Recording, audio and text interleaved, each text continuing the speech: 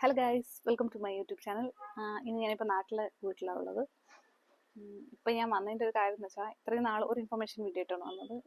ഇത്രയും നാൾ scam calls വരുമ്പം ഒന്നെങ്കിൽ നമ്മളുടെ പാർസൽ, മറ്റേ ഫെഡെക്സിൻ്റെ പാർസൽ നമീബിയയിൽ എത്തിയില്ല, സാംബിയയിൽ എത്തിയില്ല എന്നൊക്കെ പറഞ്ഞിട്ട് കുറേ കോൾസ് വന്നിട്ടുണ്ട്, സ്കാം കോൾസ്.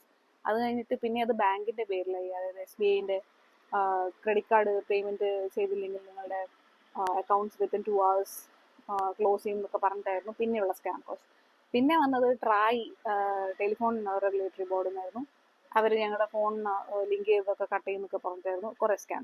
ഇന്ന് പിന്നെ ഞാൻ ഭക്ഷണം കഴിച്ചുകൊണ്ടിരുന്ന സമയത്ത് എനിക്കൊരു കോൾ വന്നു, പോസ്റ്റ് ഓഫീസിൽ നിന്നാണ് പറഞ്ഞിട്ട് ഞങ്ങളുടെ പാർസൽ സ്ഥലത്തെത്തിയില്ല, അതുകൊണ്ട് കസ്റ്റമർ കെയർ ആയിട്ട് സംസാരിക്കാൻ വേണ്ടിയിട്ട് ഒരു നമ്പർ പ്രസ് ചെയ്യുമെന്ന് പറഞ്ഞിട്ടാണ്. പക്ഷെ ഞാൻ അങ്ങനെ പാർസൽ അയക്കാത്തതുകൊണ്ട് ഞാൻ അങ്ങനെ സംഭവത്തിൽ പിന്നീട് സംസാരിക്കാനൊന്നുമില്ല, ഞാൻ കോൾ കട്ട് ചെയ്ത് പോയി. കോളിൻ്റെ ഓഡിയോ ഞാൻ വേണമെങ്കിൽ ആഡ് ചെയ്യാം. Dear customer, this is India Post Office.